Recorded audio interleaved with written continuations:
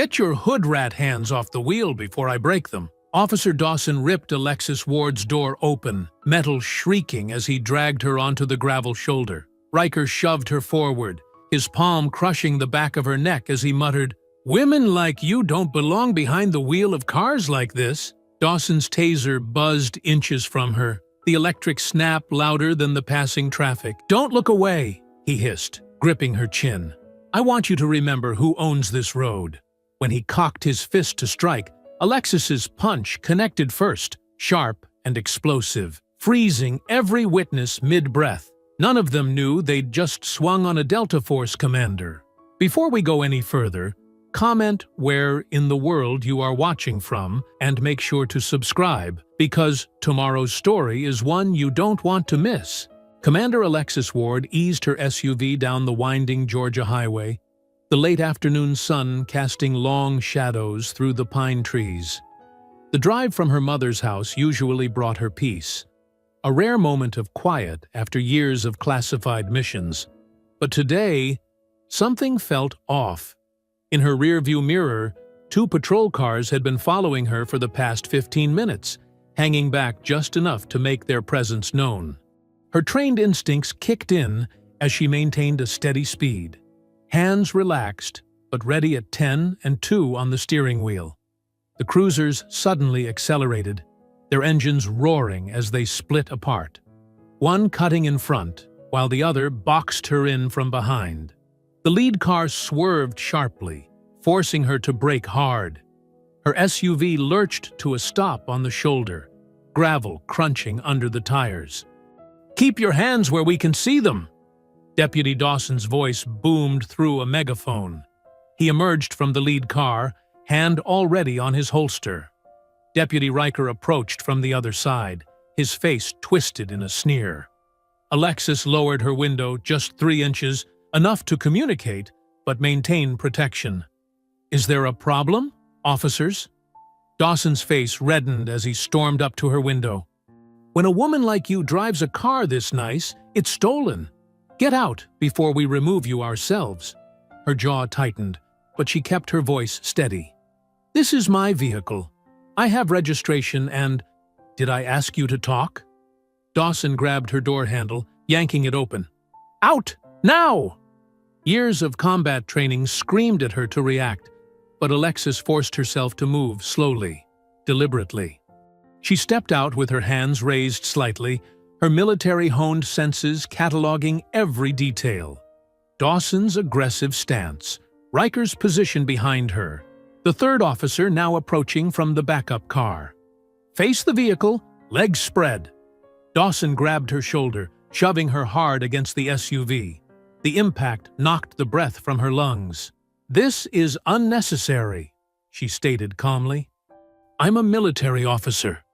Riker's knee slammed into her ribs, cutting off her words. "Shut your mouth. You people always have excuses." The search was nothing more than an excuse for brutality. Rough hands patted her down with intentional force, lingering inappropriately. Alexis's combat instincts flared with each violation, but she remained still, analyzing their positions, waiting. "Not so tough now, are you?" Dawson twisted her arm behind her back, pushing it up until pain shot through her shoulder. "Time to learn some respect." The third officer circled around, cracking his knuckles. "These types never learn respect until you teach it to them." Alexis felt the cold metal of a taser press against her neck. Dawson's breath was hot on her ear as he growled, "Maybe this will help the lesson stick." "You really don't want to do that," she said softly, her tone carrying a weight of absolute certainty. Dawson laughed. "Oh yeah? Watch me." The taser crackled to life. In that instant, everything changed. Before the electrodes could make contact, Alexis moved. Her elbow shot backward with crushing force, catching Dawson in the solar plexus. As he doubled over, she pivoted, using his momentum to throw him face first into the SUV's hood. Riker lunged, reaching for his baton. Alexis dropped low, sweeping his legs out with a practiced move that sent him crashing to the asphalt. The third officer charged in, but she was already moving. She caught his wild punch, redirected his energy, and sent him flipping over her hip. He landed hard, the impact driving the air from his lungs. Dawson staggered up, blood streaming from his nose. He grabbed for his weapon, but Alexis was faster. 2 precise strikes, one to his wrist, another to his knee, left him howling on the ground. Riker tried to get her in a chokehold from behind. She responded with fluid efficiency, gripping his arm and throwing her weight forward. He flew over her shoulder, landing on the hood with a heavy thud that left a deep dent in the metal. The third officer had managed to get to his feet, but the fear in his eyes showed he knew he was outmatched. He rushed her anyway, driven by desperation and wounded pride. Alexis met his charge with controlled violence, a combination of strikes that left him sprawled beside his colleagues. In less than 30 seconds, all 3 officers lay groaning on the pavement. None had managed to land a single effective blow. Alexis stood straight, her breathing calm and measured, as the sound of approaching sirens filled the air. She didn't run. She didn't hide. She stood her ground, knowing this confrontation was far from over.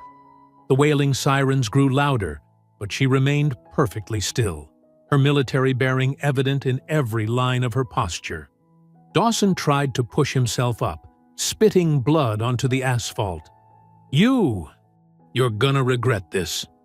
"No," Alexis replied quietly, watching the first backup units appear on the horizon. "I'm not the one who's going to have regrets about today." The sun was sinking lower now, painting the sky in deep oranges and reds. The same Georgia highway that had promised a peaceful drive home had become a battlefield, one that would soon draw more combatants. As the sirens grew closer, Alexis stood ready, knowing that this was only the beginning of a war she never wanted but would not back down from. Lieutenant Briggs's cruiser screeched to a halt at the scene, its headlights cutting through the growing dusk. The car door slammed with enough force to make the younger officers flinch. Briggs emerged like a storm cloud, his face purple with rage as he surveyed his injured men scattered across the asphalt. "What in God's name happened here?" he bellowed, his voice echoing off the pine trees. His eyes locked onto Alexis, who stood perfectly still, her military bearing unchanged. Dawson pushed himself to his knees, still wheezing. She attacked us, Lieutenant. We were conducting a routine stop and—" "Routine?" Alexis's voice cut through the air like steel. "You dragged me from my vehicle without cause, assaulted me, and attempted to tase me." Briggs stormed toward her, his hand white-knuckled around his baton. "You shut your mouth. I've got 3 good officers down because of you." "Good officers don't assault civilians," Alexis replied evenly. The baton came whistling through the air without warning. Most people would have been caught completely off guard, but Alexis had seen the tension in his shoulder, the slight shift in his weight. She stepped inside the arc of his swing, deflecting the baton with her forearm while staying just out of his reach. Briggs snarled, launching into a series of wild strikes. Each attack met empty air as Alexis moved with practiced efficiency. She didn't attack. She simply wasn't where his baton tried to be. Her control was perfect, her movements precise. "Stand still!" Briggs roared, his face growing redder with each failed attempt. "Like your officers made me stand still." Alexis's voice remained calm, even as she redirected another blow. "While they kicked me? Searched me? Threatened me?" A small crowd had gathered on the roadside. Cell phones recorded everything, their screens glowing in the deepening twilight. Briggs noticed them, and his fury doubled. "Get those phones," he ordered. "Confiscate every device. This is an active crime scene." Officers who had arrived as backup moved toward the witnesses, but their attention kept dragging back to Alexis. They'd seen what she'd done to their colleagues. None wanted to be next. Briggs launched another attack, this time aiming for her knees. Alexis caught the baton mid-swing. For a moment, they stood locked together, his raw anger against her disciplined strength. Then she twisted, using his own momentum to send him stumbling forward. The baton clattered to the pavement. She could have ended him there. One strike to the back of his head, another to his kidney. He'd left himself completely open. Instead, she stepped back, hands raised slightly. "That's enough, Lieutenant. We both know this stop was illegal." "Illegal?" Briggs straightened up, trying to mask his heavy breathing. "The only thing illegal here is assaulting police officers. Take her down, now!" The backup officers hesitated, looking at their fallen colleagues, then at Alexis's calm stance. Fear warred with duty on their faces.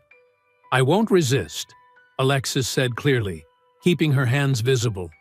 "But everyone here knows what really happened." Two officers finally approached, their movements stiff with tension. They grabbed her arms roughly, but she didn't fight as they pulled them behind her back. The handcuffs clicked shut with unnecessary force. "You're under arrest for assault on law enforcement officers, resisting arrest, and attempted murder," Briggs spat, retrieving his baton. He stepped close, his voice dropping to a whisper. "You have no idea what you've just started." As they led her to a patrol car, Alexis watched Briggs directing his men. "Secure the scene. I want every phone, every camera, and someone find out what happened to our dash cam footage." The drive to the county station was tense. Alexis sat silently in the back, observing everything through the cage partition. The officers up front kept glancing at her in the rearview mirror, their nervousness evident in every jerky movement. At the station, she was processed with deliberate slowness. Each step seemed designed to maximize discomfort and humiliation. Through it all, she maintained her composure, gathering intelligence. She noted which officers avoided eye contact, which ones seemed uncomfortable with the situation, and which ones followed Briggs's lead without question. From her position in booking, she could see Briggs in his office, orchestrating the cover-up. Officers cycled in and out, each leaving with specific tasks. One carried out the dash cam hard drives. Another began typing what would undoubtedly be a falsified report. "Computer systems acting up," an officer announced loudly.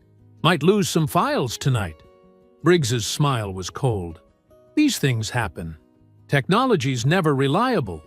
They placed her in a holding cell away from other inmates. The concrete walls were cold, the metal bench unyielding.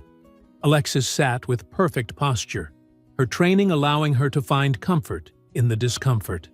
She'd survived worse conditions in far more hostile territories. Heavy footsteps approached. Briggs appeared at the bars, his face set in a smug expression.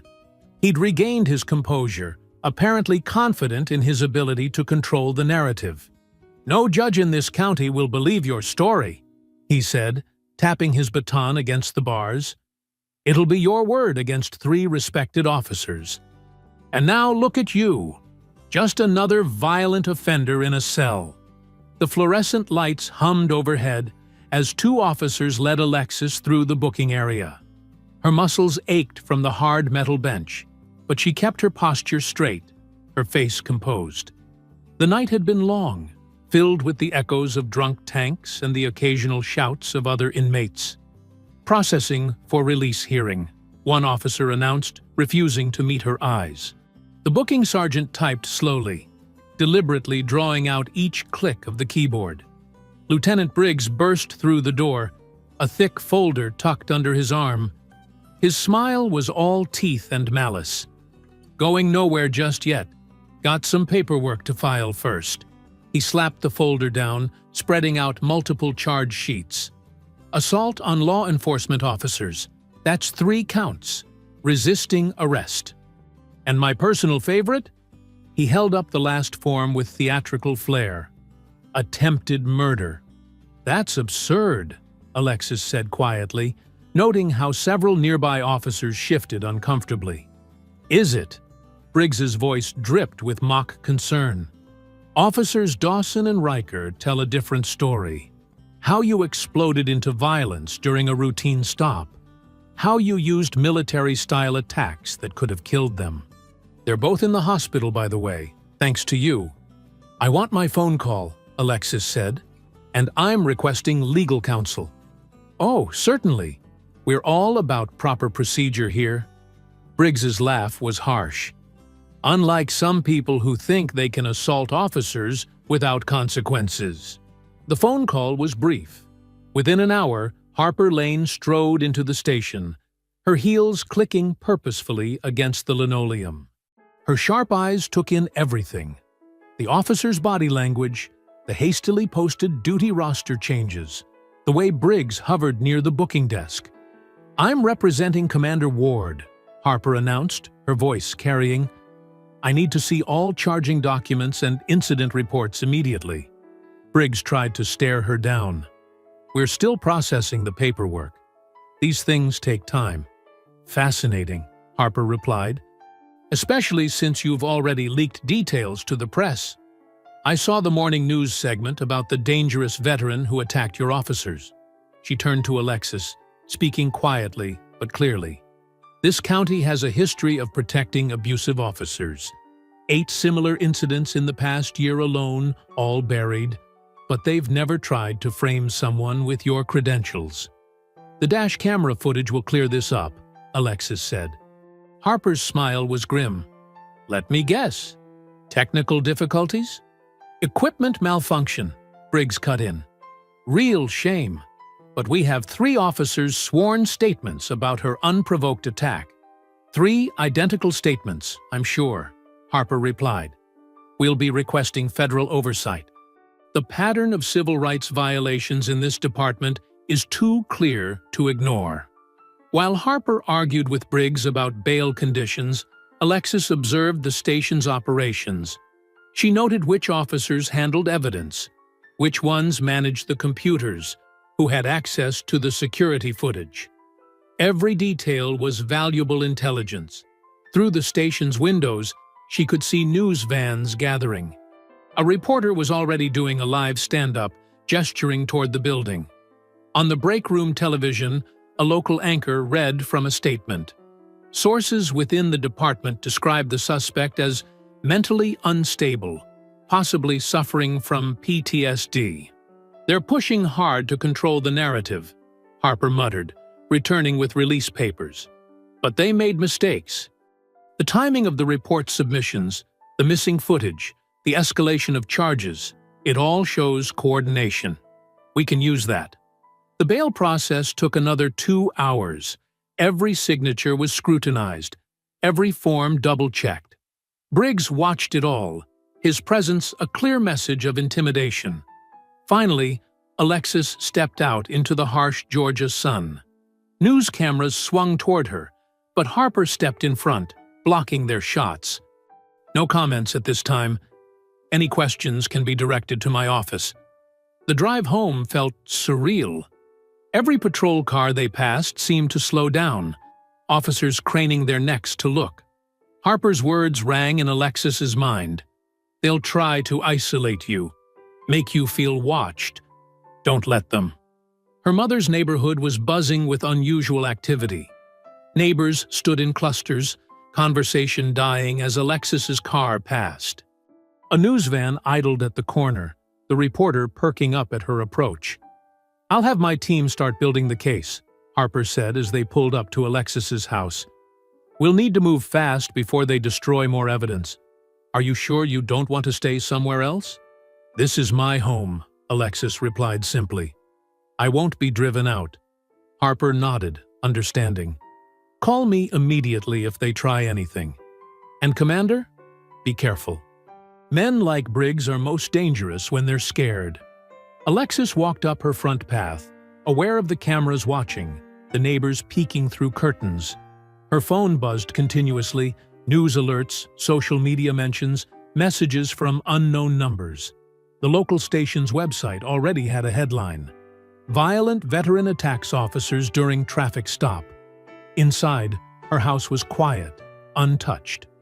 The silence felt like a refuge after the chaos of the jail. She closed the door, shutting out the world's noise, but her phone kept vibrating. Another alert. Police union demands maximum charges in officer assault case. Alexis placed the phone face down on her counter. They wanted her to feel overwhelmed, isolated, afraid, but they didn't understand who they were dealing with. She'd faced worse odds in places where there were no rules, no cameras, no legal recourse. Here, at least, there was a system, corrupt as it might be, that could be made to work. She looked at her reflection in the kitchen window, seeing the soldier she'd always been. No, she wouldn't be intimidated. Not by Briggs, not by his corrupt department, not by their media manipulation. They had started this fight thinking she was an easy target. They were about to learn just how wrong they were. The morning sky hung low and threatening as Alexis backed out of her driveway. News vans had finally cleared out, but she spotted a patrol car parked 2 blocks down, poorly hidden behind a neighbor's oak tree. They weren't even trying to be subtle anymore. Her phone buzzed with a text from Harper. "Meet at office ASAP. Federal contact agreed to hear us." Alexis checked her mirrors, noting another cruiser that had pulled out behind her 3 turns back. They were getting sloppy with their surveillance, which meant they were getting desperate. The parking garage near Harper's downtown office loomed ahead, its concrete levels rising like a fortress in the gray morning light. Alexis chose the 3rd level, away from the scattered cars on the lower floors. As she pulled into a space, her trained instincts registered multiple details: the echo of boots on concrete, the reflection of movement in parked car windows, the deliberate positioning of vehicles near the exit ramp. She stepped out of her car, keys in hand. "I know you're here," she called out, her voice carrying across the empty level. "Let's skip the theatrics." 4 deputies emerged from behind pillars and vehicles. She recognized Deputy Slate from booking, his young face tight with nervous energy. The others were older, harder looking. All carried batons, and their stance made it clear this wasn't an official visit. "Lieutenant said you might cause problems," the largest deputy growled, tapping his baton against his leg.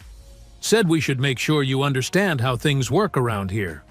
Before you meet those feds," another added, circling to her left.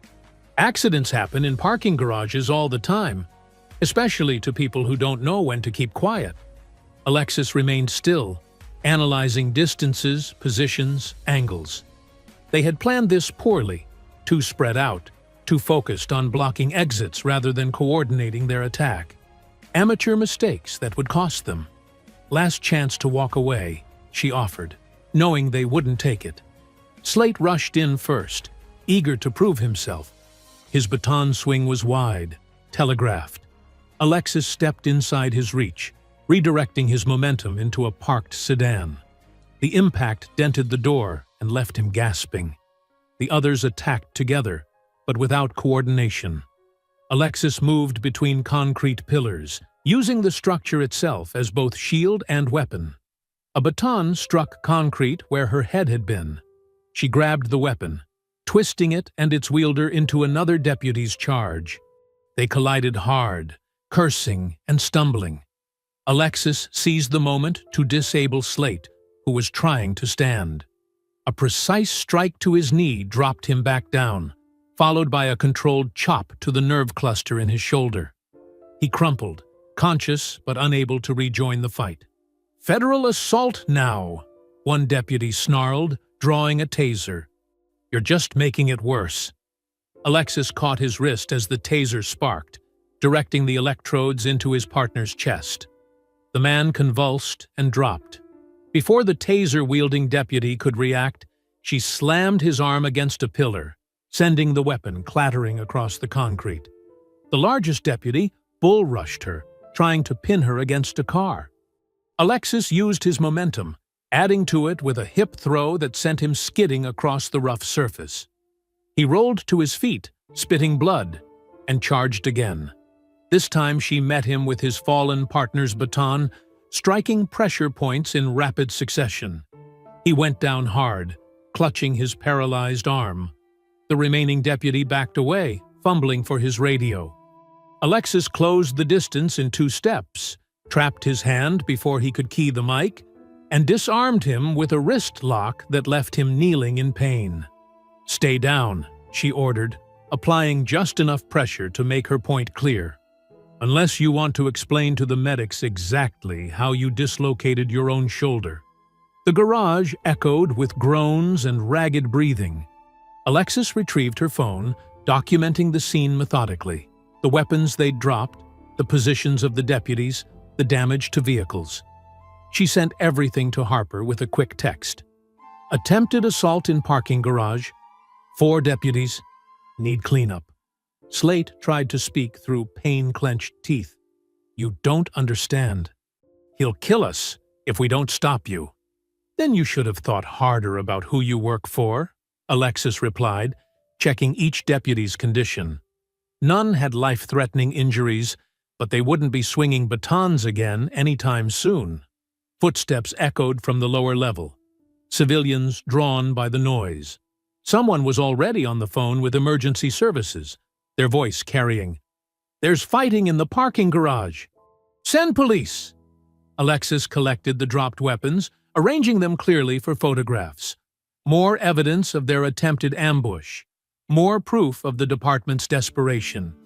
The first hints of sirens wailed in the distance as she walked calmly toward the exit ramp. The deputies remained where they had fallen, perhaps finally understanding the magnitude of their mistake. Their groans and curses followed her down the concrete passages. She moved steadily, unhurried, her breathing controlled. The garage's shadows gave way to gray daylight. The sirens grew louder, approaching from multiple directions. Soon, this level would be swarming with first responders, and more of Briggs's corrupted force. But she had accomplished what she needed. The attack was documented. The deputies were neutralized without permanent injury. And most importantly, they had proven how far the department would go to silence her. The rising wind carried the sound of more sirens as Alexis emerged onto the street. Red and blue lights reflected off nearby buildings. She took out her phone to update Harper on her delayed arrival, her fingers steady as she typed. The afternoon sun cast long shadows through Harper's office windows as Alexis sat across from her attorney's desk. Files and photographs from the parking garage incident were spread between them, each image a testament to the morning's violence. "They're spinning this faster than I expected," Harper said, tapping a freshly printed news article. "Look at this headline, 'Unstable Veteran Attacks Officers in Parking Structure.' They're painting you as someone who seeks out confrontation." Alexis leaned forward, scanning the article. Her jaw tightened at the quotes from anonymous department sources describing her as a threat to public safety. They moved quickly. "Briggs is smarter than he looks," Harper admitted, shuffling through more papers. "He's already been to the DA's office. My contact there says he spent 2 hours with Marston this morning, right after the garage incident. Let me guess, they're expediting the charges?"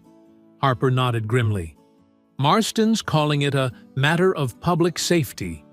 They're trying to fast-track your prosecution before we can gather more evidence of their corruption." Alexis stood, pacing the length of Harper's office. The carpet muffled her steps as she moved past the law degrees and civic awards adorning the walls. They're desperate. Those deputies this morning. They were scared. Not just of me, but of Briggs. One of them said Briggs would kill them if they failed. That tracks with what I've been hearing. Harper pulled out another file. 3 complaints in the last year about officers claiming they were forced to falsify reports. All dismissed, of course. But there's a pattern of intimidation within the department. "We need to go higher," Alexis said, stopping at the window. Below, pedestrians moved along the sidewalk, unaware of the corruption festering in their community. Federal oversight. I have a contact at the Justice Department, Daniel Cross. He specializes in department-wide corruption cases. Harper picked up her phone. He's been looking for a way into this jurisdiction for months. Your case might be exactly what he needs. Make the call, Alexis agreed. But Briggs will retaliate as soon as he knows we're reaching out to the feds. He's already retaliating. Harper pulled up an email on her computer. Just got this from a courthouse clerk. Briggs called an emergency meeting with his senior deputies an hour ago. Closed door, no records. Planning their next move. My source says Briggs was livid. Kept talking about containing you before you could do more damage. One deputy suggested backing off, letting things cool down. Harper's expression darkened. Briggs threatened his family. Alexis absorbed this, her military training helping her process the escalating threat. He's showing weakness. Strong leaders don't need to threaten their own people. But wounded animals are the most dangerous, Harper warned. And Briggs has the whole department acting like his personal attack dogs. A knock at the door interrupted them. Harper's assistant entered with more files. These just came from traffic court. They're issuing citations against Ms. Ward's vehicle. Expired registration, improper equipment, missing plates.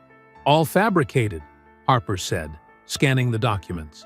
They're trying to build a paper trail, make you look like a chronic offender. Small-time intimidation, Alexis observed. They're throwing everything they can think of, hoping something sticks. It's more than that. Harper spread out the citations. They're establishing a pattern. Each citation gives them an excuse to pull you over. They're setting up future confrontations. Alexis studied the papers, noting how each violation had been carefully crafted to appear legitimate. They're learning. This morning they tried brute force. Now they're using bureaucracy as a weapon. Which is why we need federal involvement immediately. Harper reached for her phone again. Cross can freeze these citations, prevent them from filing more. But we have to move fast. How long until he can get here? If I reach him today? Maybe 48 hours. But that's 2 days Briggs can use to escalate things further. Alexis nodded, already formulating contingency plans. I'll be ready. They won't catch me off guard again. There's something else. Harper hesitated, then pulled out one final document. Briggs filed a motion to revoke your bail, claiming you're a danger to his officers. Judge Whitman is reviewing it now. Whitman? Isn't he the one who golfs with Marston? Every Sunday. Harper's expression was grim. The system here is a closed loop, Alexis. They protect each other, cover for each other. Breaking that loop won't be easy. It never is. Alexis gathered her things, preparing to leave. But systems like this have weak points. We just have to find them. The drive home was tense, Alexis constantly checking her mirrors for patrol cars. But the department seemed to be keeping their distance. For now. As she pulled into her driveway, the setting sun painted her house in deep orange and shadow. The citations were taped to her front door, multiple sheets fluttering in the evening breeze. A pointed reminder that they could reach her anywhere, even here.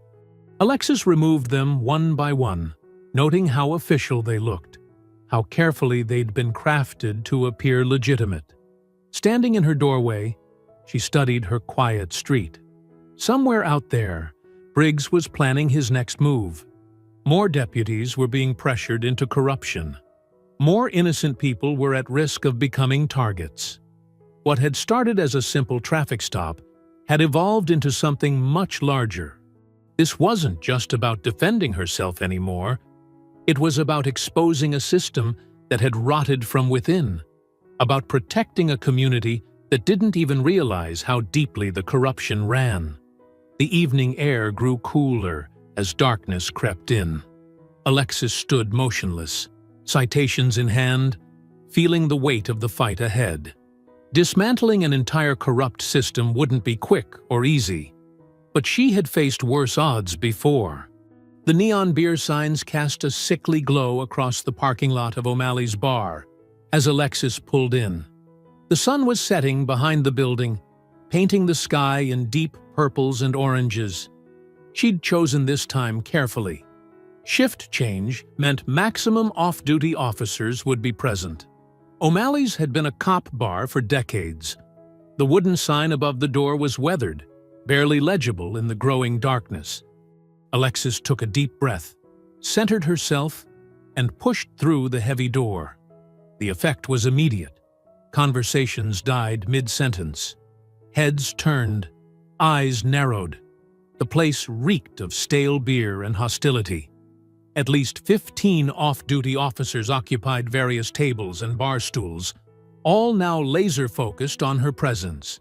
Alexis moved with deliberate calm to the bar, feeling the weight of their stares.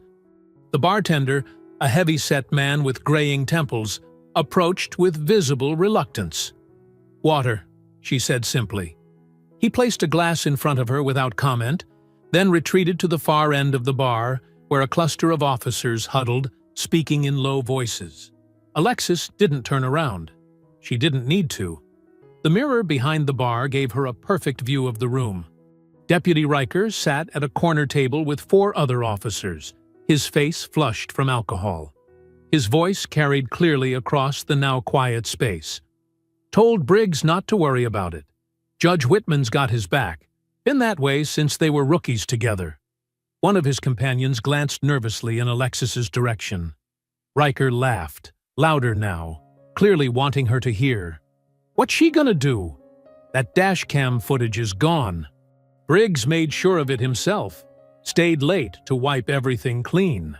No evidence means her word against ours, and we all know how that plays out in Whitman's court." Alexis took a slow sip of water, memorizing details. The mirror showed 3 officers by the pool table beginning to move, positioning themselves between her and the exit. Their movements were clumsy. They'd been drinking heavily. She stood, turning to face Riker's table. The bar grew even quieter, tension crackling in the air. Each step toward his table echoed against the wooden floor. "That footage showed everything, didn't it?" she asked calmly. "That's why Briggs was so eager to destroy it." Riker's face twisted with anger. "You got some nerve coming in here." "Just confirming facts," Alexis said. "Like how Judge Whitman takes bribes to dismiss cases against corrupt officers." One of the drunk officers from the pool table grabbed her shoulder. "Time for you to leave." Alexis didn't move. "Take your hand off me?" "Or what?" A second officer moved in, breath heavy with whiskey. "You're outnumbered here." "Last warning," Alexis said quietly. The third officer lunged, trying to grab her arm. Alexis shifted, redirecting his momentum. He crashed into a table, sending glasses shattering across the floor. The first officer swung a wild punch. She blocked it easily, using his own force to spin him into the second attacker. They stumbled, cursing. One grabbed a chair, swinging it like a club. Alexis stepped inside his reach. The chair splintered against the bar as she took him down with a precise strike to the solar plexus. He crumpled, gasping.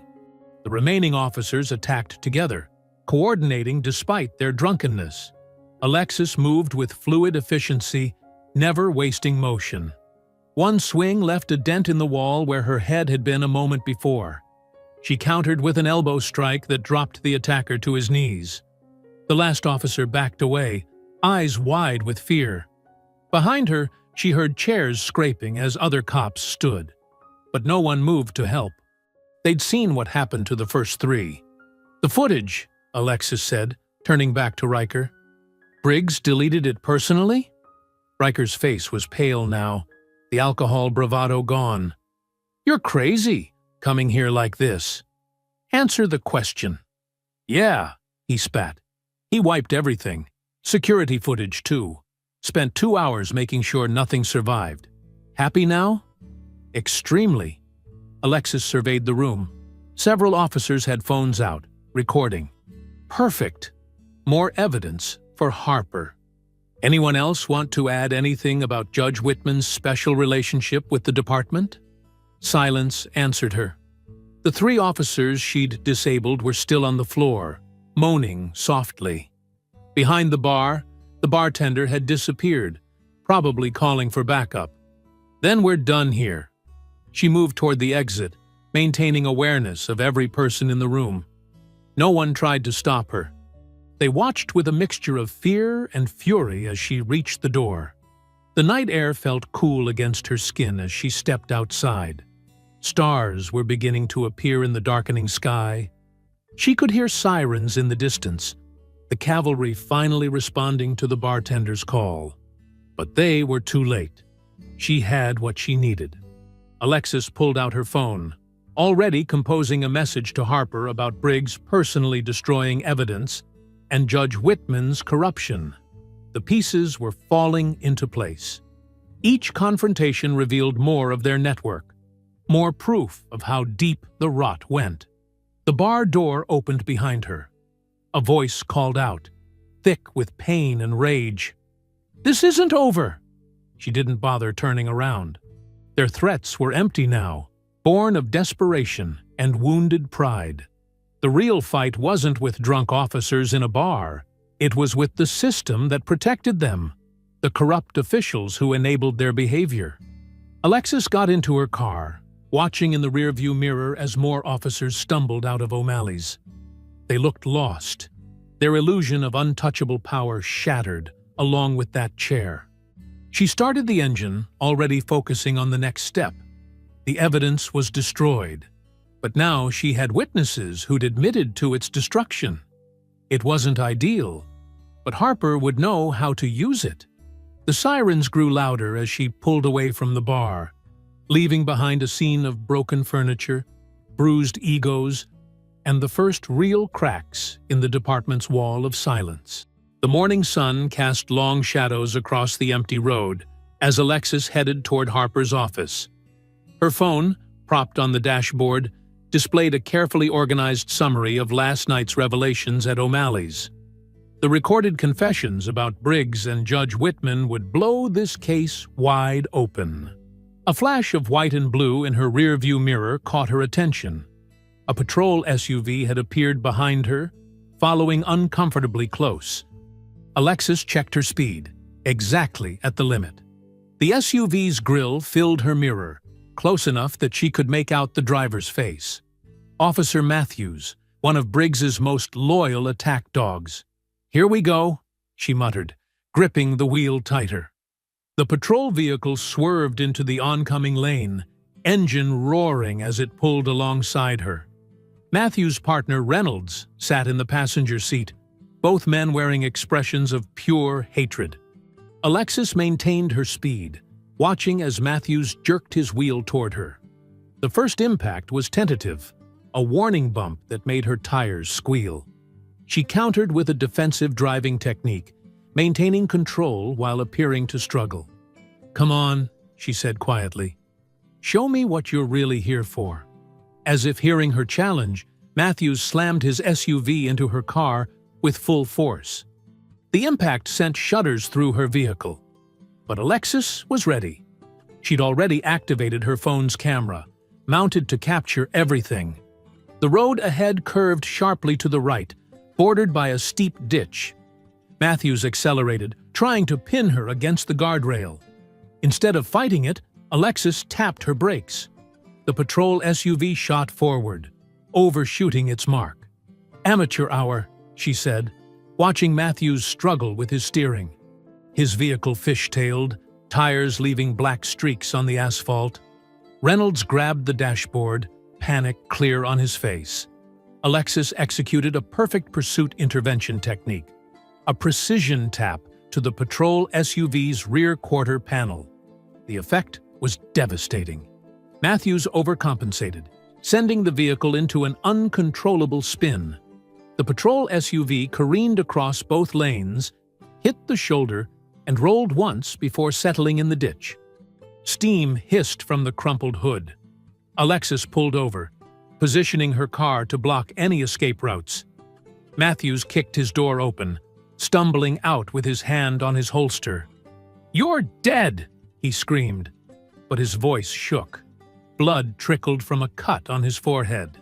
"Stay where you are," Alexis called out, phone recording everything. "Keep your hands visible." Reynolds emerged from the passenger side, already reaching for his radio. "Unit 47, officer down!" Alexis moved with practiced efficiency. 2 quick strikes dropped Matthews before he could draw his weapon. Reynolds backed away, fumbling with his radio. "Shots fired! Shots!" She closed the distance in 3 steps, sweeping his legs and pinning him face down. "No shots fired," she said calmly, securing his arms. "Just like there was no reason for you to try running me off the road. Briggs will kill you for this," Matthews groaned from where he lay. "Add that threat to the recording," Alexis replied, checking both officers for serious injuries. Finding none, she used their own handcuffs to secure them to their vehicle's push bar. The whole encounter had lasted less than 2 minutes. Alexis returned to her car, reviewing the footage. Every second was clear. The unprovoked attack, their attempts to cause a fatal crash, and Matthews's final threat. She created multiple backups, sending copies to Harper and the federal tip line she'd been given. Steam continued rising from the patrol SUV's mangled hood. The front axle was clearly broken, and fluid leaked steadily into the dirt. Both officers stared at her with a mixture of hatred and fear as she prepared to leave. "You know what the difference is between us?" she asked them. "I could have killed you both easily. Instead, you'll live to face consequences." She nodded toward her phone. "Everything's recorded. Your careers are over." "Briggs owns this county," Reynolds spat. "You got nothing." "Look around," Alexis said. "Your vehicle's destroyed. You're handcuffed to your own bumper. Your attack failed completely." "Still think Briggs is winning?" Neither officer responded. In the distance, sirens began to wail. Likely their backup, finally responding to the aborted radio call. Alexis got into her car, checking the time. She'd still make her meeting with Harper, now with even more evidence of the department's desperation. "Backup's coming," Matthews called out weakly. "You won't get far." Alexis started her engine. "I'm not running. I'll be at my lawyer's office, filing assault charges against both of you. Feel free to send more officers. We'll add witness intimidation to the list." She pulled away smoothly, watching in her mirror as the patrol SUV's hood released another cloud of steam. The morning sun caught the smoke, making it glow like a signal fire. Let them come, she thought. Each attack only proved how corrupt they were, how far they'd go to protect their power. The sirens grew louder behind her, but Alexis maintained exactly the speed limit. Her phone buzzed. Harper had received the footage and was already preparing motions. The federal tip line had also responded, requesting an immediate interview. The road stretched ahead, empty now except for the approaching police cars in her mirror. Their desperate attack had failed, just like every other attempt to silence her. More importantly, they'd proven exactly what she'd been saying. This wasn't about one traffic stop or a few bad officers. This was about a system so corrupt that its members would attempt murder in broad daylight, confident they'd face no consequences. Alexis checked her mirror one last time. The smoking patrol SUV was barely visible now, but she could imagine Matthews and Reynolds trying to explain this disaster to their arriving colleagues. Their story wouldn't match the video evidence. Their careers, built on bullying and corruption, were finally crumbling. She turned onto the highway leading to Harper's office, ready to add this latest attack to their growing mountain of evidence.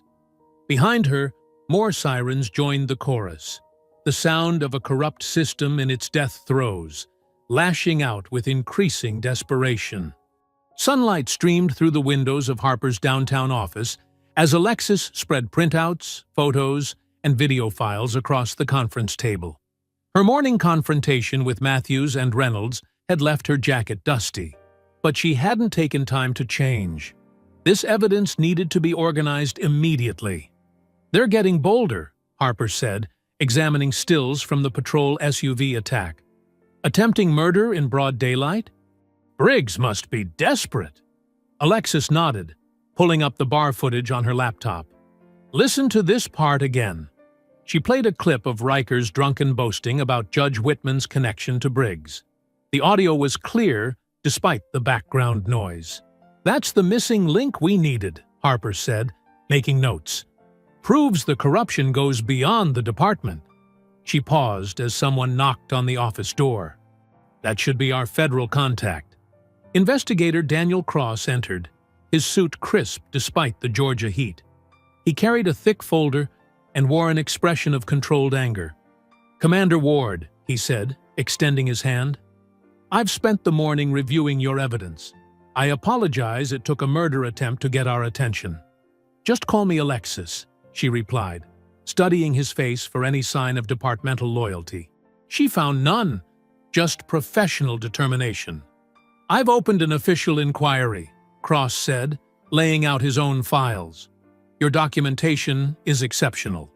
Military precision in the notes, multiple camera angles, clear chain of evidence. He tapped the photos of her original traffic stop injuries. But it's the pattern that concerns me most. This isn't random brutality. It's systematic. Harper pulled up more files on her computer. We've identified similar cases going back 5 years, all involving Lieutenant Briggs or officers under his command, all targeting black drivers, all with mysteriously missing evidence. Except this time, Alexis added, they picked someone who could fight back and knew how to document everything. Cross nodded grimly. My team visited the station this morning. The panic was immediate. Several officers suddenly requested vacation time. Others started shredding files until we stopped them. Briggs was there? Harper asked. Left as soon as he saw our badges, but not before we secured the computer systems.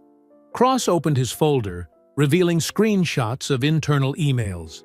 Your traffic stop wasn't spontaneous, Commander. They tracked your vehicle for days, planning the confrontation. Briggs personally selected the officers involved. Alexis felt her jaw tighten. Because I'm black and drive a nice car? Partially, but also because they'd observed you visiting your mother.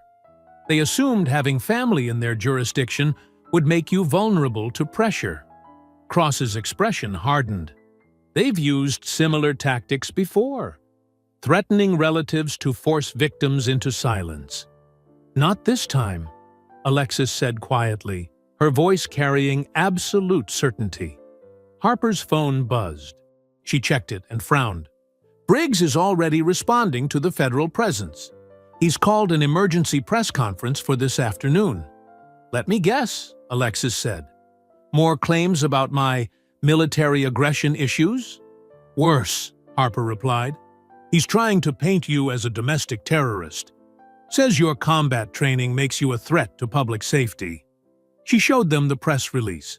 He's demanding federal authorities arrest you, not investigate him. Cross shook his head. Classic deflection. But it won't work. We have his departmental emails discussing how to provoke you into a reaction. He wanted violence. He just didn't expect you'd survive it and document everything. They spent the next hour reviewing evidence for the preliminary hearing. Cross confirmed the federal investigation would take precedence over local charges, effectively neutralizing Judge Whitman's influence. Every new piece of evidence revealed deeper corruption, falsified reports, missing dashcam footage, coordinated harassment campaigns against other victims. The roadside attack this morning was sloppy, Cross noted, watching the video again. They're unraveling, making mistakes, which makes them more dangerous, Alexis said. Men like Briggs would rather destroy everything than lose control. Harper's assistant interrupted with more news. Multiple deputies had walked off the job, refusing to follow Briggs's increasingly erratic orders. Others were calling the federal tip line, offering to testify about years of misconduct. The thin blue line is cracking, Cross said. Once officers realize federal charges are possible, loyalty to Briggs becomes a liability. He won't accept that, Harper warned. His whole identity is built on power, on being untouchable. Then we make sure every attack backfires, Alexis said firmly. Every threat becomes evidence. Every attempt to silence us proves our case. They prepared for the preliminary hearing, scheduled for the following week. Harper organized witness statements from other victims. Cross added federal charges to the growing list of violations. Alexis provided tactical analysis of each confrontation, proving the escalating pattern of violence. One concern, Cross said as they finished. Briggs still has supporters in the department. They're watching your movements, logging your contacts. Standard intimidation tactics. Let them watch, Alexis replied. Every surveillance attempt is another civil rights violation to document. The meeting concluded with a clear strategy. Harper would handle legal proceedings, while Cross expanded the federal investigation. Alexis would continue gathering evidence while maintaining her defensive posture against further attacks. Stay alert, Cross advised as they prepared to leave. Briggs is the type to take this personally. His power structure is crumbling, and he knows it. Alexis gathered her files, noting how the evidence now filled multiple boxes. Each attempt to silence her had only made their case stronger. The very tactics meant to protect their corruption were exposing it instead. Harper walked her to the elevator. We'll need you back tomorrow to prepare for depositions. My security team can escort you. I'll be fine, Alexis assured her. They've learned direct confrontation doesn't work. The elevator opened to the lobby, its mirrored walls reflecting her determined expression. Through the glass doors, she could see the street clearly. An unmarked Crown Victoria sat across the intersection, its occupants poorly concealing their surveillance. Alexis straightened her jacket, checking that her phone was still recording. Let them watch, she thought. Let them see what real strength looks like. Every moment they spent monitoring her was another moment their corrupt system weakened. The department's desperation was becoming more obvious with each passing hour. Their power, built on decades of unchecked authority, was finally facing real consequences. And Alexis intended to see those consequences through to the end. The wooden benches creaked under the weight of spectators as Alexis entered the crowded courtroom. Every seat was filled, with people standing against the back wall. News of federal involvement had drawn reporters, civil rights activists, and countless citizens who'd experienced similar abuse. Harper walked beside her, briefcase filled with evidence. Investigator Cross sat at a separate table, his presence adding federal weight to the proceedings. Across the aisle, Lieutenant Briggs and his department lawyer projected false confidence. Judge Marshall entered, and the room stood. Unlike Judge Whitman, who'd recused himself after his connections to Briggs emerged, Marshall had a reputation for independence. Her expression revealed nothing as she reviewed the morning's motions. "We'll begin with the federal evidence," Marshall announced, nodding to Investigator Cross. Cross approached the bench with a digital recorder and transcripts. "Your Honor, during our investigation of missing dashcam footage, we recovered backup audio from officer body microphones. Department policy requires these recordings be preserved for 90 days. They were deliberately hidden in a miscategorized archive." Briggs shifted in his chair as Cross connected the audio system. His lawyer whispered urgently in his ear. "The first recording is from Deputy Dawson's microphone, time-stamped to the initial traffic stop," Cross explained. The courtroom fell silent as Dawson's voice filled the space. "Look at this one. Driving Daddy's car, I bet. These people always trying to show off what they ain't earned." Riker's voice followed. "Time to teach some respect. Been too long since we had a good one." The racial slurs that followed made several spectators gasp. The recording captured their approaching footsteps, the aggressive commands, and most crucially, their discussion of using force before any interaction occurred. Dawson, watch this. Gonna make her squirm. Riker, just don't leave marks where cameras can see. You know the drill. Harper stood. Your Honor, this proves premeditation. The officers planned to use excessive force before any contact with my client. The department lawyer objected, claiming the recordings could have been altered. Judge Marshall overruled immediately. The Federal Forensics Lab has authenticated these recordings, Cross stated. We have continuous audio from multiple officers' devices. He played another clip, the moment they dragged Alexis from her vehicle. The sounds of impact were clear, along with their taunting comments about putting her in her place. The recording captured Alexis's calm warnings, followed by the distinct buzz of Dawson's taser. Several jurors visibly recoiled at the officer's language and threats. Even Judge Marshall's neutral expression cracked slightly.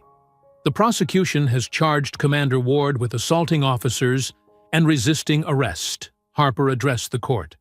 These recordings prove she acted in self-defense against an orchestrated attack motivated by racial bias. Briggs's face had turned deep red. His hands gripped the table edge until his knuckles went white. Cross presented more evidence, internal emails showing the department's pattern of targeting black drivers, testimony from officers who'd quit rather than participate in Briggs's schemes, data proving systematic evidence destruction. Your Honor, the department lawyer attempted, these recordings were obtained without proper...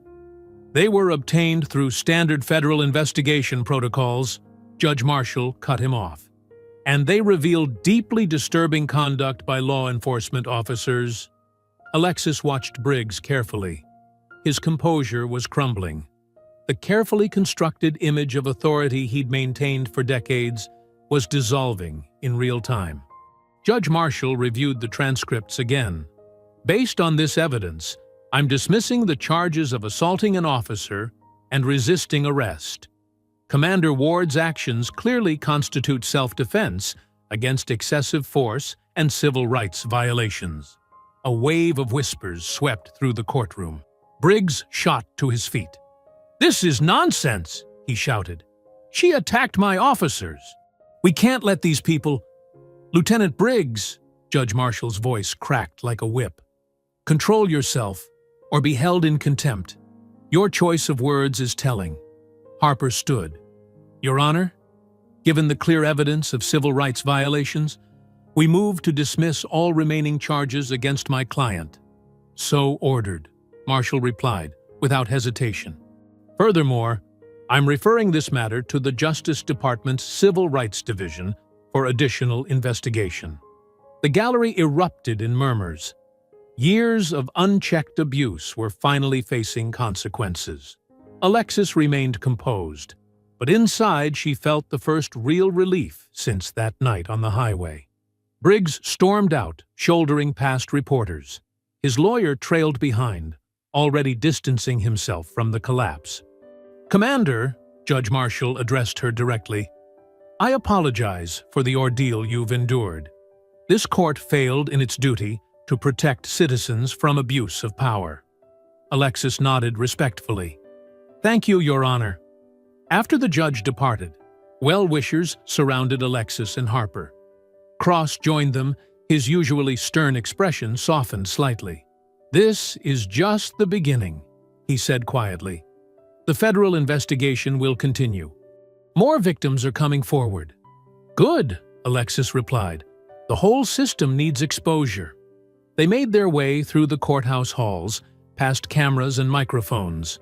Harper handled the press questions while Alexis moved steadily toward the exit. The noon sun felt warm and cleansing as she stepped outside. For the first time since the traffic stop, she felt the weight lifting. Not gone entirely. There would be more battles ahead. But the momentum had shifted. Truth was finally breaking through decades of silence and intimidation. Standing on the courthouse steps, Alexis watched citizens gathering, sharing stories of their own encounters with departmental abuse. Each person who spoke up added another crack to the wall of impunity Briggs had built. Harper joined her outside. The judge's ruling opens the door for civil suits. Other victims can now come forward with solid legal precedent. Alexis nodded, feeling the warm breeze and watching more community members arrive to show support. The system's power had always depended on isolation, making each victim feel alone and helpless. That isolation was breaking down, replaced by unity and determination. The sunset painted long shadows across Alexis's driveway as she pulled in, her shoulders finally relaxing after weeks of tension. The courthouse victory felt substantial, like the first real crack in Briggs's armor. She collected her jacket and briefcase, allowing herself a small smile. Inside, she kicked off her shoes and poured a glass of water, replaying Judge Marshall's words. The validation felt good, but more importantly, it opened doors for others to come forward. Maybe the system could change, even if slowly. Her phone buzzed, her mother's number lighting up the screen, but it wasn't her mother's voice that came through. It was her neighbor, Mrs. Taylor, speaking in panicked tones. "Alexis, they're here! 4 patrol cars! They're going into your mama's house right now." The glass slipped from Alexis's hand, shattering on the kitchen tile. "What? Who's there?" "The sheriff's department. They're saying something about obstruction charges, evidence tampering. Your mama was just sitting on her porch. They're being so rough with her." Alexis was already moving, grabbing her keys. "Call Harper's office. Tell them exactly what's happening." "I'm on my way." She hadn't made it to her car when her phone exploded with notifications. News alerts, text messages, social media tags, all carrying variations of the same headline. Delta Force Commander's violent past exposed. Questions about mental stability. Her hands went cold as she opened the first link. There was her service photo, alongside carefully selected mission details that had been twisted to paint her as unstable and dangerous. Classified information about her counterterrorism work had been leaked and deliberately misrepresented. The article quoted anonymous department sources describing her as trained in lethal tactics and potentially unstable from combat stress. They'd even dug up the names of teammates she'd lost, using their deaths to suggest she harbored deep-seated rage issues. Her phone rang again. Harper this time. "They're crucifying you on every channel," Harper said, without preamble. Briggs must have connections in military intelligence. This leak came from somewhere high up. "They have my mother." Alexis's voice was tight. 4 patrol cars at her house. "I know. I've got people heading there now." "But Alexis, this is coordinated. They're trying to destroy your credibility before—" A loud knocking interrupted them. Through her window, Alexis saw camera crews assembling on her lawn. News vans were double parking along her quiet street. "They're here too," she told Harper. "Don't engage. Don't answer anything. They're trying to provoke a reaction they can use against you." The knocking became pounding. Camera flashes strobed through her windows as reporters pressed against the glass, shouting questions. "Commander Ward! Is it true you were discharged for excessive force? Did your combat experience make you attack those officers? Are you currently under psychiatric care?" Alexis moved away from the windows, her tactical training kicking in as she assessed sightlines and vulnerabilities. The house felt suddenly exposed, like a target under a spotlight. Her phone lit up with another call. Mrs. Taylor again. "They put her in handcuffs, Alexis." "Your mama's crying, but they won't let me near her. They're saying she destroyed evidence, but she ain't done nothing." Alexis's hands clenched. "Is she hurt?" They grabbed her arms so rough. She kept asking for her heart medicine, but they wouldn't let her get it. "Stay with her if you can. I'm sending my lawyer." More pounding at her door, more shouted questions. Her phone buzzed constantly with news alerts, each headline worse than the last. "Decorated Commander" or "Dangerous Vigilante." "Violence follows." Ward, "Pattern of aggressive incidents." Sources, "Ward's unit suffered heavy losses under her command." She moved through her darkening house, switching off lights to make it harder for cameras to see inside. The reporter's questions became more pointed, more provocative. Did losing your team make you snap? Were the officers right to fear for their safety? Should someone with your training be allowed to live freely? Alexis's phone buzzed with a text from Harper. Your mother's being processed at county jail. Briggs himself signed the warrant. Working on bail now. Another text followed. Warning. They're painting you as unstable. Want you to react badly. Don't give them anything. Alexis sank onto her couch in the darkness, feeling the walls closing in. Everything she'd built, every sacrifice she'd made. Briggs was twisting it all into ammunition. Her service, her losses, her dedication to protecting others. He'd turned them into weapons against her. The reporters outside kept shouting, their questions designed to wound. Did you enjoy hurting those officers like you hurt enemy combatants? How many people died under your command? Are you a danger to the public? She thought of her mother, terrified and alone in a jail cell, denied her medication. Thought of her teammates, their memories being twisted into tabloid fodder. Thought of every person Briggs had ever abused, knowing he believed himself untouchable. The darkness felt heavy as Alexis sat motionless, letting the truth settle in her chest. The system wouldn't stop. It would keep coming, keep hurting people she loved, keep twisting reality until she was destroyed. Unless she destroyed it first. The camera flashes continued outside, lighting up her living room in harsh bursts. But Alexis barely noticed them now. Her mind was already shifting, analyzing patterns and weaknesses, identifying pressure points in Briggs's network of corruption. She'd tried playing defense, tried working within the system. That approach had just put her mother in jail and turned her service into a scandal.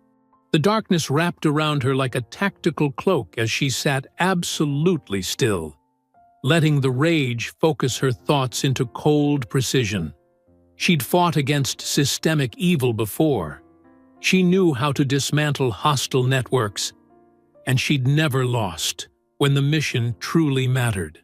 Morning sunlight sliced through Alexis's bedroom blinds, casting tiger-striped shadows across her bare walls. She hadn't slept, hadn't even tried. The night had been spent processing intel, mapping connections, identifying weak points in Briggs's network. Her mother was still in custody, denied bail on obviously trumped-up charges. The media circus continued outside, though the crowd had thinned to just 2 persistent news vans. Their presence didn't matter anymore. She was done playing defense. Alexis moved through her morning routine with mechanical precision. Cold shower, protein bar, black coffee. Her tactical mindset had fully engaged, treating this like any other hostile network that needed dismantling. She packed her evidence files into a secured briefcase, recordings, timestamps, witness statements, financial records she'd gathered through back channels. The reporters perked up as she emerged from her house, but she ignored their shouted questions. Their cameras followed her to her SUV, desperate for any reaction they could twist into controversy. She gave them nothing. 20 minutes later, she walked into Harper's office. The attorney was already there with Investigator Cross, both looking grave as they watched a morning news segment about Alexis's troubled military past. They're really pushing the unstable veteran angle, Harper said, muting the TV. Your mother's still being held without... I know where this goes next, Alexis interrupted, setting her briefcase on the desk. Briggs will keep escalating until someone dies, so we end it first. She pulled out her files, spreading them across Harper's desk in precise rows. Private prison corporations showing massive profit spikes every time Briggs's department conducts special enforcement periods. Traffic stop quotas targeting specific neighborhoods. Kickback patterns disguised as consulting fees. Cross picked up one of the documents, eyebrows rising. "How did you get these financial records?" "I have contacts who owed me favors. Everything's authenticated." Alexis tapped another folder. 3 years of dash cam footage Briggs claimed was accidentally deleted. Backed up on private servers. Shows a clear pattern of targeted harassment and excessive force. Harper leaned forward. "This is exactly what we need. But it's also incredibly dangerous. These corporations have serious political influence. They also have a serious paper trail," Alexis said. "Names, dates, dollar amounts. Enough to trigger multiple federal investigations." She turned to Cross. "That's where you come in." The investigator nodded slowly, still scanning the documents. This level of coordination between law enforcement and private prisons, it's systemic corruption. But Alexis, if we move on this, they won't just try to discredit you. They'll try to eliminate you. They already are. Alexis's voice was steel. "But now, we have proof of why. Show them how much money they're making off false arrests. Show them the kickback patterns. Show them everything." Harper spread out more files, her legal mind already building cases. "We'll need protection for witnesses. Several of these officers might flip if offered immunity." "Already handled," Cross said. "I've got a task force on standby. But timing is crucial. If Briggs realizes we have all this, he'll burn everything and run," Alexis finished. "That's why we trigger him first. Make him react without thinking." She pulled out a final file.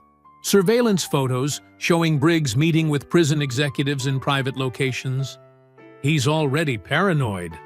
When these hit the media, he'll assume someone in his inner circle betrayed him. He'll make mistakes. Harper looked concerned. "He'll also become more dangerous. You're literally threatening his entire power structure." "Good." Alexis's voice was cold. "Let him feel threatened. Let him gather his most loyal thugs. Let him think he can still solve this with force." She checked her watch. "In fact, he's probably already planning something." Cross straightened. "You think he'll make a direct move against you?"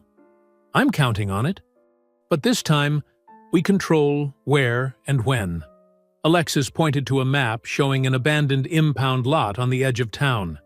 "It's isolated, no civilians, limited escape routes, and our surveillance shows his deputies using it for unauthorized meetings." "Perfect place for an ambush," Cross said grimly. "Exactly. So we leak my location through his informants. Let him think he has one last chance to silence me before these files go public." Alexis's eyes were focused and lethal. "He'll bring everyone who's compromised, everyone who can't afford an investigation." Harper shook her head. "It's incredibly risky. Even with your training, it's necessary." Alexis cut in. "We need them all in one place, making one last criminal act we can document. Clean, clear evidence of conspiracy." Cross studied her for a long moment.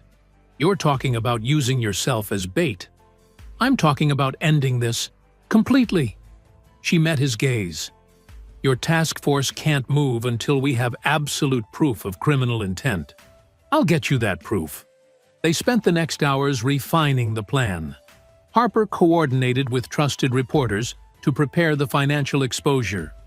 Cross positioned surveillance teams. Alexis walked them through tactical scenarios, entry points, likely reactions. The sun tracked across the sky as they worked. Alexis kept one eye on her phone, watching for news about her mother. The jail was still denying visits, claiming security concerns. By late afternoon, their sources confirmed movement in Briggs's camp. Deputies were being quietly contacted. Vehicles were being moved to the impound lot. The trap was being set, exactly as Alexis had predicted. Darkness fell as she parked a block from the lot. Through her windshield, she could see multiple vehicles already gathered inside the fence. More headlights approached from side streets. Briggs was assembling his force. Alexis checked her phone one last time. A text from Cross. "Surveillance in position. Still time to wait for backup. She didn't respond. Instead, she stepped out into the cool night air, her boots silent on the cracked pavement. The lot's chain-link fence rattled softly in the breeze. Beyond it, shadowy figures moved between parked cars and storage containers.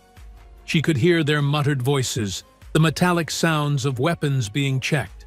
Briggs was gathering everyone who was compromised, everyone who had participated in his corruption.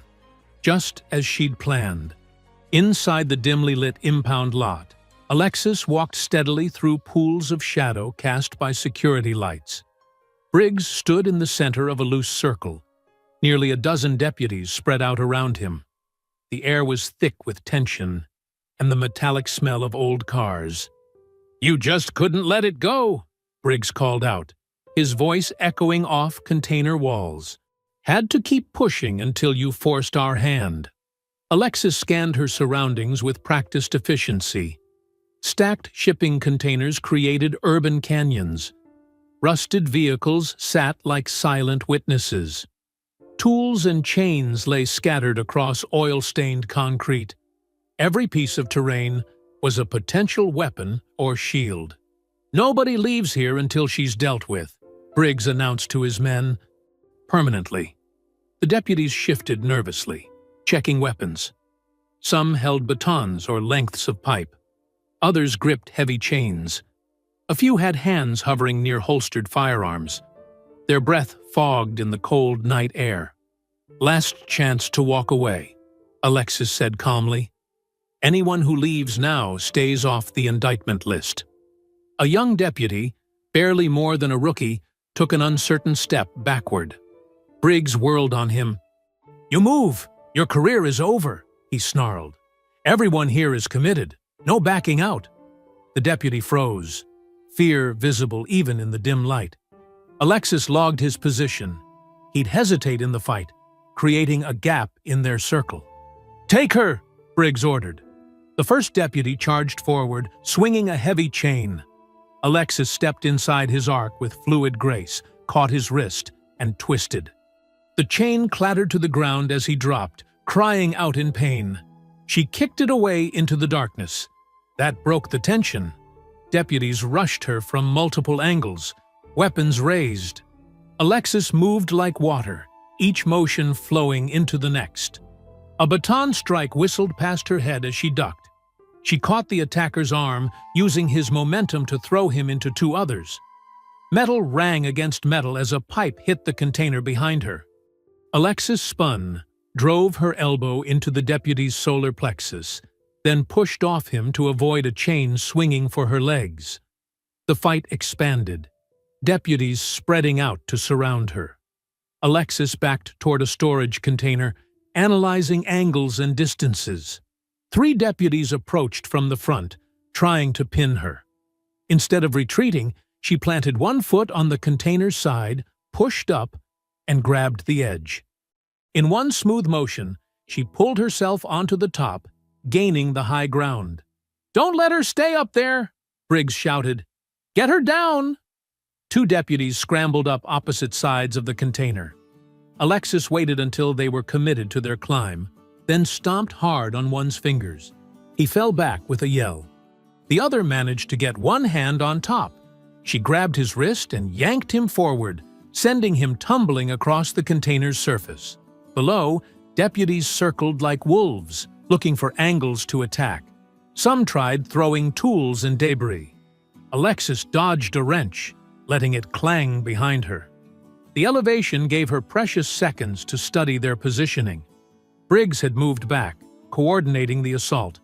4 deputies guarded the container's corners. 3 more spread out with chains and pipes, ready to strike if she descended.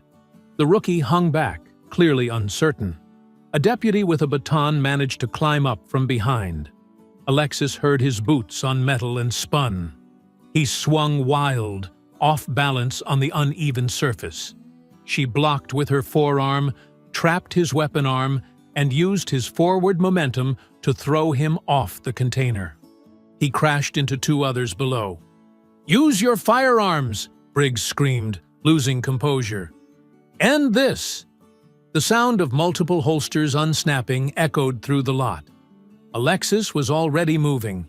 She ran along the container's edge as the first shots cracked out, bullets sparking off metal. At the corner, she grabbed a hanging chain and swung down, putting the container between her and the armed deputies.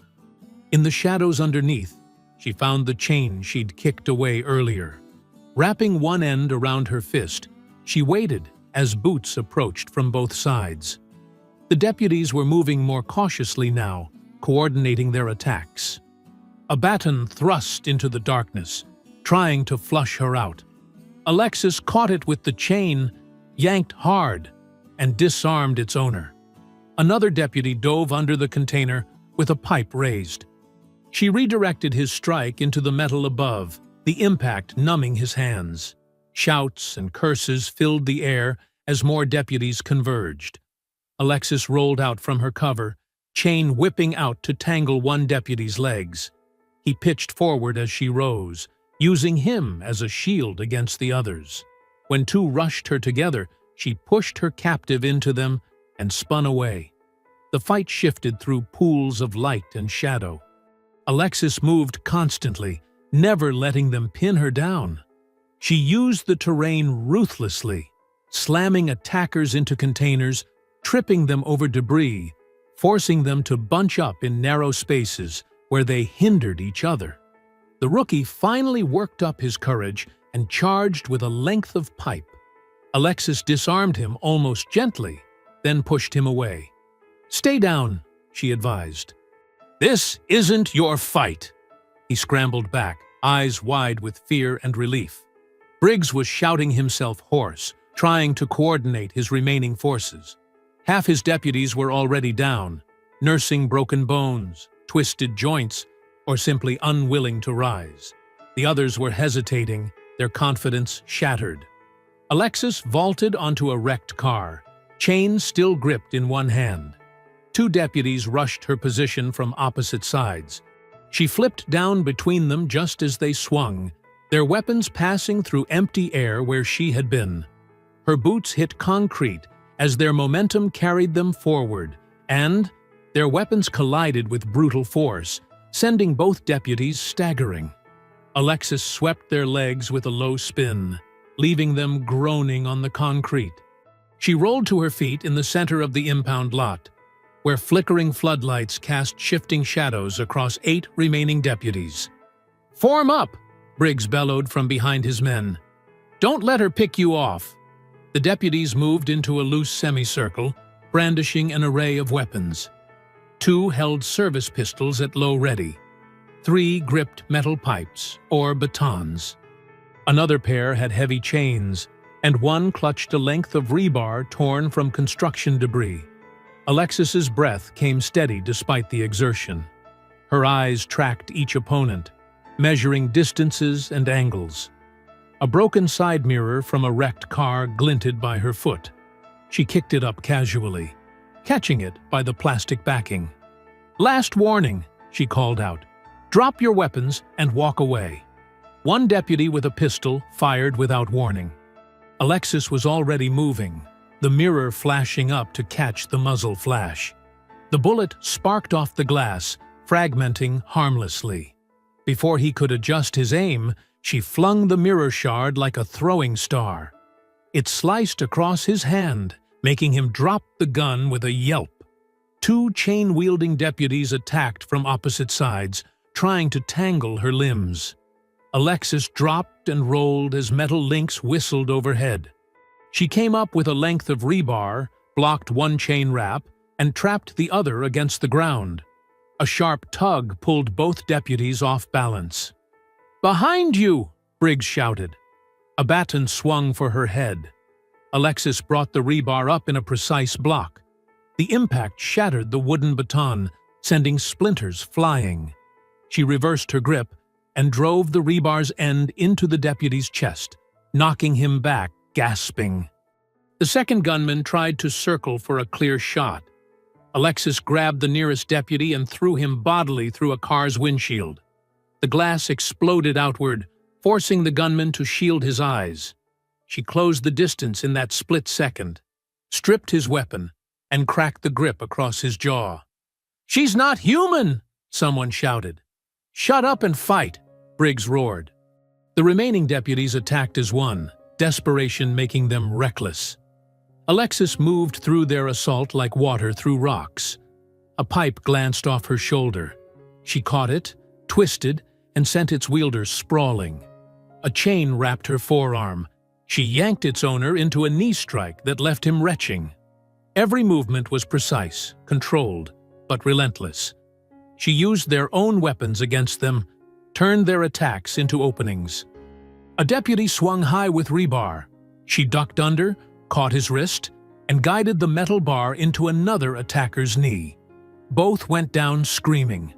The fight spread across the lot as deputies stumbled back, tried to regroup, then charged again. Alexis never stayed still, using the terrain to control engagement distances. She vaulted a hood when they tried to surround her, kicked off a container wall to avoid a wild chain swing, rolled under a pipe strike to sweep another deputy's legs. Sweat gleamed on her skin, but her breathing remained measured. The deputies were gasping, cursing with effort and pain. Their attacks grew wilder, less coordinated. Fear replaced anger in their eyes as she systematically dismantled their numerical advantage. A deputy rushed her with a length of pipe. Alexis caught it mid-swing, twisted it free, and dropped him with his own weapon. Another tried to tackle her from behind. She used his momentum to throw him into a stack of tires. He landed in a tangle of rubber, too dazed to rise. The remaining deputies began backing away, looking to Briggs for guidance. Their lieutenant stood rigid with fury, watching his elite crew fall apart. Years of unchallenged authority crumbled with each defeated officer. Two deputies tried a coordinated attack, one high and one low. Alexis timed her response perfectly. She caught the high strike, redirected it into the low attacker, then dropped both with quick strikes to vulnerable points. They collapsed, clutching bruised joints and muscles. Another deputy charged with a roar, swinging a heavy chain. Alexis stepped inside his guard, blocked his arm against her body, and delivered 3 precise hits to nerve clusters. The chain slipped from nerveless fingers as he dropped to his knees. The last standing deputy, the one who'd fired first, retrieved his dropped pistol. His hand shook as he raised it. Alexis was already moving. She closed the distance before he could aim, trapped his gun arm, and applied careful pressure to his wrist. The weapon clattered to the ground as tendons stretched to their limit. "Please," he gasped. "Don't!" She released him with a small push. He stumbled back, then turned and ran into the darkness beyond the floodlights. The sound of his boots faded into the night. Alexis stood in the center of the lot, surrounded by groaning, defeated deputies. Some clutched injured limbs. Others lay still, conscious but unwilling to rise. The ground was littered with dropped weapons, chains, pipes, broken batons, and scattered debris. Her chest rose and fell with steady breaths as she took in the scene. Despite the intense combat, her movements remained fluid, controlled. She had fought with precision rather than anger, dismantling their assault with tactical efficiency. The floodlights buzzed overhead, casting harsh shadows across the battlefield. In their unsteady glow, Briggs stood alone, his face twisted with rage and fear as he gripped a steel pipe in white-knuckled hands. The weapon trembled slightly, betraying his terror as he faced the woman who had just defeated his entire crew. Briggs let out an animalistic roar and charged forward, the steel pipe whistling through the air in wild, desperate swings. His face was contorted with rage and fear, spittle flying as he screamed incoherently. The floodlights caught the metal's dull gleam as it sliced toward Alexis's head. She shifted her weight slightly, letting the pipe pass within inches of her face. The breeze from its passage barely stirred her hair. Briggs stumbled forward, thrown off balance by his own momentum, and fury. "Stand still and fight," he bellowed, recovering for another swing. Alexis remained centered, tracking his movements with practiced ease. "You're done, Lieutenant! Drop it!" He responded with another wild assault, the pipe cutting violent arcs through the air. Each swing grew more erratic than the last, his technique degrading into pure desperation. Alexis weaved through the attacks, her movements economical and precise. "You ruined everything!" Briggs screamed. The pipe crashed against a nearby container when she sidestepped, sending metallic echoes across the lot. Years of control, respect, gone because of you. Respect? Alexis's voice remained level despite the lethal dance. "You mean fear. That's all you ever had." He swung the pipe in a vicious horizontal strike. This time, instead of evading, Alexis stepped into his guard. Her forearm caught the pipe mid-swing, trapping it against her body. The impact was jarring, but her technique absorbed the force perfectly. Briggs tried to wrench the weapon free, but Alexis had already secured her grip. She shifted her weight, applying targeted pressure with her forearm braced against the pipe's length. The metal groaned, then snapped with a sharp crack that echoed off the surrounding containers. Before Briggs could release his end, Alexis flowed into a joint lock. Her hands found precise pressure points as she controlled his wrist and elbow. He tried to resist, but physics and leverage were absolute. "No," he started to say. Alexis completed the motion. There was a wet popping sound as his elbow dislocated, followed by a distinct crack as the arm broke cleanly. Briggs's scream cut through the night air. He dropped to his knees, cradling his ruined arm. "You crazy He choked out through clenched teeth. "I'd think carefully about your next words," Alexis said quietly. She maintained the joint lock with one hand, ensuring he stayed down. Federal agents are recording everything now. Briggs's head snapped up. Through the pain sweat on his face, she saw the moment he registered the new arrivals. Investigator Cross stood at the lot's entrance with several FBI agents, their weapons drawn. More importantly, multiple cameras and recording devices were pointed directly at the scene. "This is your one chance," Alexis continued, applying subtle pressure to remind him of his position. "Confess, all of it. The traffic stop setup, the evidence tampering, the coordination with the private prisons, everything. I don't know what you're—" He cut off with a gasp as she shifted her grip slightly. "Wrong answer." Her voice remained steady. "Let's start with the dash cam footage you deleted. Walk us through exactly how that happened." Briggs tried to squirm free, but the joint lock was absolute. Sweat ran down his face as he looked frantically between Alexis and the advancing federal agents. His resistance crumbled. "Fine," he spat. "I ordered the footage erased. Had IT wiped the whole system to cover our tracks. And the reason for the initial stop?" His laugh was bitter, tinged with pain. "We target them all. Anyone black in a nice car gets stopped, searched, arrested if possible. Keeps the private facilities full, keeps the kickbacks flowing." "Who else is involved?" Cross called out as he approached, recorder extended. "Half the department. Judge Maxwell. D.O. Reynolds." Briggs's words tumbled out now, his composure shattered. "They all get their cut. Been running it for years." Alexis maintained the hold as Cross moved closer, documenting every detail. Around them, federal agents were securing the conscious deputies, reading rights and applying cuffs. Medical teams began arriving to treat the more seriously injured officers. "And my mother?" Alexis asked quietly. "The false arrest?" "Insurance," Briggs grimaced. "Thought we could pressure you to back off. Should have known better.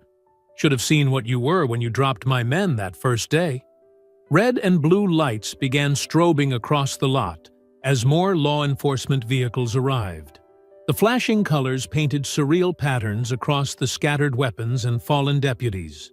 Evidence teams moved in, photographing and documenting the scene.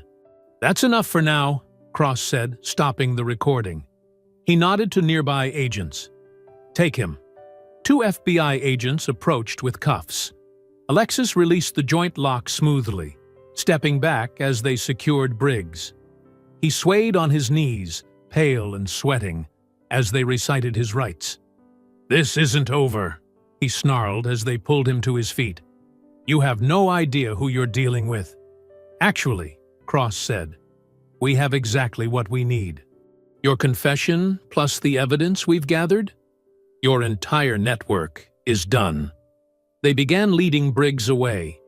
His composure cracked completely as the reality of his situation hit home.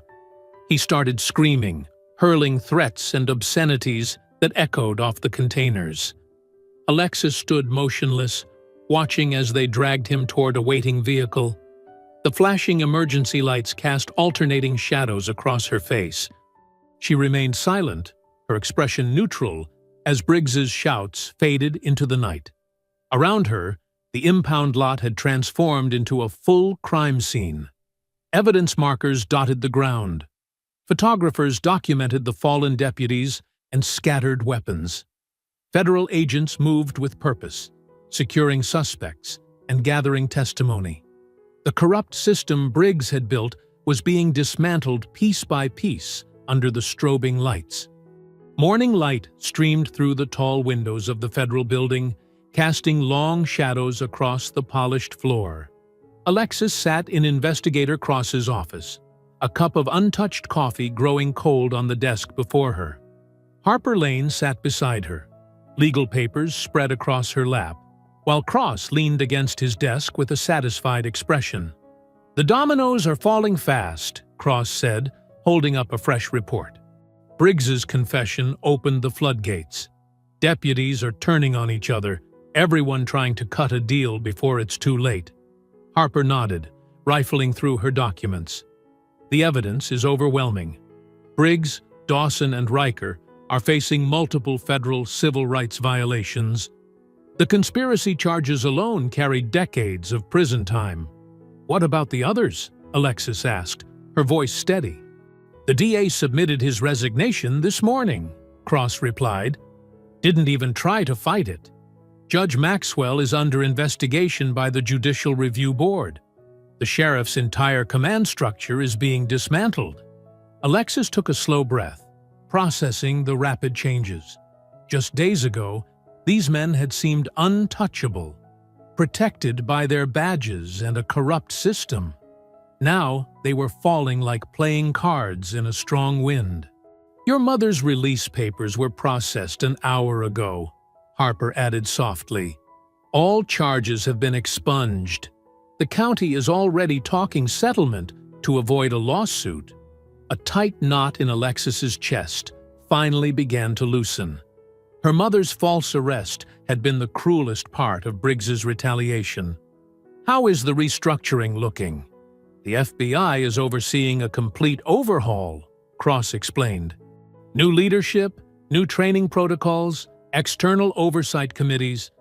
They're using this case as a template for reforming other troubled departments." He pulled up a news website on his computer monitor, turning it so Alexis could see. The headlines were a stark contrast to the smear campaign of just days before. "Delta Force Commander exposes police corruption. Hero veteran stands up to systemic abuse. Corrupt officers face federal charges." "Public opinion has shifted completely," Harper said. "You're being hailed as a whistleblower who exposed decades of institutional racism and abuse of power. People are calling for national reforms based on your experience." Alexis skimmed the articles, seeing her own story reflected back in a new light. The truth had finally broken through the wall of lies Briggs had built. "That's actually why we called you in today," Cross said, straightening up. "The Justice Department is forming a special task force to review and reform use-of-force standards across the country. They want you to head it." Alexis looked up sharply. "Me?" Harper smiled. "Who better? You have the military background, the tactical expertise, and now first-hand experience with police abuse of power. You can speak to both sides of the equation. Your unique perspective could help reshape how law enforcement approaches conflict resolution, Cross added. Help prevent other departments from becoming what Briggs created here. Alexis stood and walked to the window, looking out over the city. The morning sun caught the glass of distant buildings, making them shine like beacons. She thought about that night on the highway, when 2 patrol cars had targeted her simply for being black in an expensive vehicle. How many others had faced similar abuse without her training and resources to fight back? The position would give you real authority to implement changes, Harper continued. Set new training standards, establish accountability measures, create proper oversight systems. You could help ensure no one else has to go through what you and your mother experienced, Cross said quietly. Alexis turned back to face them. Her expression was resolute. When do they need an answer? They're announcing the task force next week, Cross replied. But they're willing to wait for you if you need time to consider. I don't, Alexis said firmly. This is exactly the kind of mission I'm trained for. Identifying threats, developing countermeasures, protecting civilians. The battlefield has just shifted. Harper beamed. I was hoping you'd say that. I already have the paperwork ready. They spent the next hour reviewing documents and discussing initial priorities. The scope of the task force was ambitious, but Alexis felt energized by the challenge. This was a chance to create lasting change. As they wrapped up the meeting, Cross's phone buzzed. He checked the message and smiled. Your mother's processing is complete. She's waiting in the lobby. Alexis gathered her things quickly. The 3 of them rode the elevator down together, emerging into the bright marble lobby where Sarah Ward stood waiting. Her mother's face lit up at the sight of her daughter. They embraced tightly, neither speaking for a long moment. When they separated, both women had tears in their eyes. Ready to go home? Alexis asked softly. Her mother squeezed her hand. More than ready. They walked together through the lobby's revolving doors, emerging onto the courthouse steps. The morning air was crisp and clean, carrying the promise of spring. News crews had gathered, but they kept a respectful distance, allowing the mother and daughter their moment of peace. Alexis took a deep breath, feeling the weight of the past weeks finally lifting from her shoulders. The storm had passed. The corrupt system that had targeted them was being dismantled. More importantly, she now had the opportunity to prevent similar abuse from happening to others. Her mother seemed to read her thoughts. You're going to take that task force position, aren't you? Yes, Alexis replied. Someone needs to make sure what happened to us can't happen again. Sarah nodded proudly. Then you better get to work.